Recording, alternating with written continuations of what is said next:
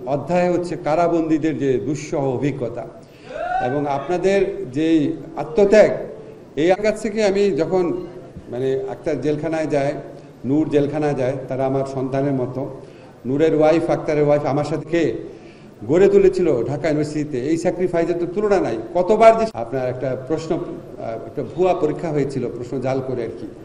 তো আক্তারই বোধহয় বলেছিল বা কেউ একজন বলেছিল জানা। তা আমি আমার সমস্ত কাজ ফেলে সেদিন গিয়েছিলাম।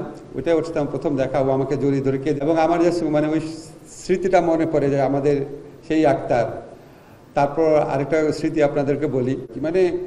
আমি আসলে বুঝিনি, হয়তো ওদের মনে এমন একটা দৃঢ় বিশ্বাস ছিল, আত্মবিশ্বাস ছিল নতুন সংগঠনের মাধ্যমে অসাধারণ আমাদের জুলাই গণ বিপ্লবে অনেক বড় হয়ে চলে গেছেন। আমরা একটা পরিবার ছিলাম।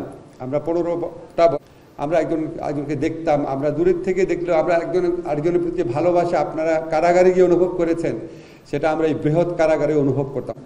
সেখানে আমাদের জামাত নেতা আবুল কাশেমের যে সন্তান ব্যারিস্টার আরমান, উনি অনেক অনেক মঞ্জু ভাই, সে কত বছর ছিল? হ্যাঁ, 8 বছর। আমরা কিন্তু রেজওয়ানা বলেছে, শেয়ার করি, একটা কথা বলেছে যে ওর মধ্যে প্রচণ্ড একটা প্রশ্ন আসছে যে শেখ হাসিনা এত বড় হতে পারে, এত অবলীলায় কিভাবে সেটা হলো আর কি। তার একটা অ্যানালাইসিস আছে। আমরা ব্যক্তি শেখ হাসিনা হিসেবে দেখি নাই, আমরা দলের আওয়ামী লীগের নেতা হিসাবে দেখি। আমরা দেখতাম সে এইভাবে দেখেছি, একটা ব্যক্তি যে এরকম অমানুষ হয়ে গেছে সেটা আমরা রিয়ালাইজ করতে পারতাম না। তখন আমরা এটা ভেবে, আমরা প্রত্যেকে যখন নিজেদেরকে মানুষ ভেবে অন্যায়ের বিরুদ্ধে দাঁড়াতে পারি। ফর্চুনেটলি আমরা এই বন্ধনটা গণ অভ্যুত্থানের পর দেখি নাই। মানুষ প্রত্যেকে গালি দেয়। একটু আগে মঞ্জু ভাই আমাকে দেখাচ্ছিল, একজন নাম বলে সে আমার সম্পর্কেও গালি দিছে। এখন প্রত্যেকে মিথ্যা কথা বলার জন্য, প্রত্যেকে ইনসাল্ট করার জন্য, প্রত্যেকে ঝগড়া করার জন্য। গণ অভ্যুত্থানটা করেছিলাম বিভেদ করার জন্য। যে যাকে যেভাবে পারে, এই ছাত্র শিবিরকে বাজে কথা বলতে হবে, ছাত্রদলকে বাজে কথা বলতে হবে, আক্তারদেরকে বাজে কথা বলতে হবে, নূরদেরকে বাজে কথা বলতে হবে। এটার জন্য একটু চিন্তা করে দেখেন যে আমরা সবাইকে মানুষ ভেবে একসাথে আমরা এই দানবকে সরিয়েছি। এই দানবকে সরানোর পরে আমরা নিজেরা কি করা শুরু করেছি। আমি পত্রপত্রিকায় পড়ি, জামাত বলে, বিএনপি বলে, এনসিপি বলে যে 1-11 পদধ্বনি শুনছি। একই সাথে এই কথা বলে, আবার একই সাথে নিজেদেরকে গালি দেয়, নিজেদের সাথে ঝগড়া করে। তো আমাদের মনে হয় জুলাইকে আমাদের মনে চিরস্থায়ী করে রাখতে হবে। জুলাই থেকে কি পেলাম না, জুলাইকে কি দিলাম সেটা চিন্তা করতে হবে। যারা কবরে চলে গেছে তারা তো আপনি আমাদের অনেক বঞ্চনা আছে, তাদের তো জীবনটাই শেষ। যে ছেলে অন্ধ হয়ে গেছে সে পৃথিবীর আলোই আর কখনো দেখবে না। আমাদের অনেক বঞ্চনা থাকবে, অনেকভাবে আমরা অনেক কিছু রাষ্ট্রের কাছে চাইতে পারি, কিন্তু আমাদের প্রধান দায়িত্ব হচ্ছে যারা জুলাইয়ে শহীদ হয়েছে, যারা পার্মানেন্টলি অঙ্গহানি হয়েছে, তাদের প্রতি আমাদের দায়িত্ব যেন আমরা কখনো ভুলে না যাই।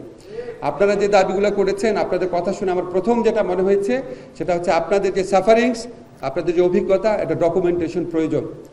এটা আপনারা যদি খুব অনেকভাবে ডকুমেন্টেশন করা যায়, ওরাল হিস্ট্রি করা যায়, বই করা যায়, স্মৃতিচারণের মূলক অডিও করা যায়, ভিডিও করা যায়, এটা থাকা দরকার আমাদের ইতিহাসে। আর এটা আপনারা স্বীকৃতির কথা বলেছেন, অবশ্যই আলাদাভাবে স্বীকৃতি হতে পারে, কিন্তু আমার কাছে মনে হয় কি, আপনারা কি শুধু কারাবন্দী, আপনারাও তো জুলাই যোদ্ধা, অনেক বড় যোদ্ধা, ঠিক না?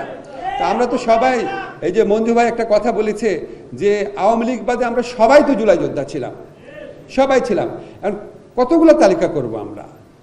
আর তালিকাবাজি, তালিকার পলিটিক্স তো আওয়ামী লীগ করে গেছে। আমরা বরং তালিকার থেকে বাইরে থাকি। আমরা যদি আপনারা চান, যদি আপনারা সত্যি মনে করেন যে তালিকা করা দরকার, আমরা বড় জোর একটা আমাদের যে জুলাই জাদুঘর হবে, সেখানে অ্যাটলিস্ট আমরা একটা ডকুমেন্টেশন রাখতে পারি জুলাইতে। এই ডকুমেন্টের সাথে যদি আমরা রাখি, অন্তত আমাদের একটা স্মৃতি থাকলো, আমাদের মনে থাকলো।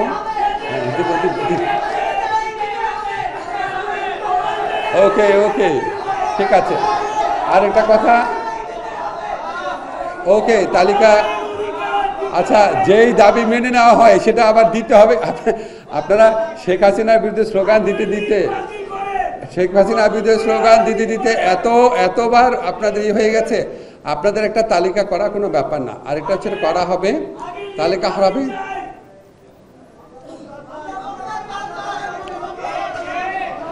আচ্ছা, আরেকটা কথা আপনারা বলেছেন আপনারা আরেকটা কথা বলেছেন, আপনি তাহলে কথা বলেন, আমি চলে যাই। আসেন প্লিজ, আসেন আসেন আসেন আসেন প্লিজ আসেন। আপনারাই বলতেছেন যে একটা এত বড় একটা সম্মানের ব্যবস্থা করেছেন, প্রথম কথা বলার ব্যবস্থা করেছেন, এগুলি প্রতিদান কি এগুলি? আশ্চর্য। যখন বলতেছি তালিকা হবে তখনও বলছে তালিকা হবে তালিকা হবে। তা আপনারা যদি এরকম করেন, এরকম করলে তো এটা কি আপনারা যে এই অসীম স্যাক্রিফাইস করেছেন এটার সাথে মানানসই হয়? একজন দুজন চিৎকার করছেন, বাকিরা কত সুন্দরভাবে বসে কথা শুনছেন। Please pay respect to them. বাকি যারা খুব ভদ্রভাবে সুন্দরভাবে কথাটা শুনছে, আমি তো বলছি যে আপনাদের জন্য কী কী করা সম্ভব। এখন আপনাদের জন্য আমরা একটা প্রোগ্রাম আয়োজন করছি, এটার জন্য একটা ধন্যবাদ দেন, এটা অন্য কেউ করে নাই, ঠিক আছে? এখন আমরা আপনাদের যে ডকুমেন্টেশন, আমি আক্তারের সাথে কথা বলে চেষ্টা করব। আপনারা যদি বই করতে চান, আপনারা যদি ওরাল হিস্ট্রি করতে চান, সেটা সংস্কৃতি মন্ত্রণালয়ের ব্যাপার, এটা আমি তাদেরকে বলবো। আমার যেটা করে সেটা করছি। আমাদের কাছে একটা বলেছেন, আমাদের একটা মিসকনসেপশন থাকে, জেলখানার কথা বলেছেন। আমাদের পারোয়ার ভাই বলে গেছেন জেলের সংস্কার করেন। আপনাদের এখান থেকে আবার আওয়াজ উঠছে না, এখন না, ঠিক আছে? আমি বুঝেছি কেন বলেছেন, জাস্টিফাইবলি। তাহলে এখন যদি না হয়, এখন পারোয়ার ভাই খুব ইমোশনালি বলে গেলেন, তাহলে কখন? তাহলে কি বিএনপি এসে করবে আপনাদের মনে হয়? জামাত এসে করবে? আর আমরা যদি করি আপনারা খুশি হবেন? হবেন শিওর?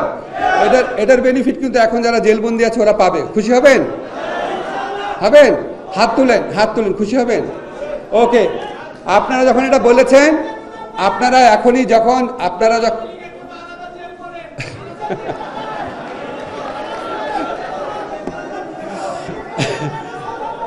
ভাই, আওয়ামী লীগের জন্য আলাদা জেল করার বিধান করা যাবে না।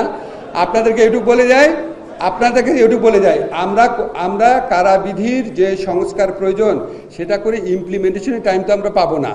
আমরা কারাবিধির যে সংস্কার প্রয়োজন সেটা সম্পর্কে আমরা কাজ করে যাব।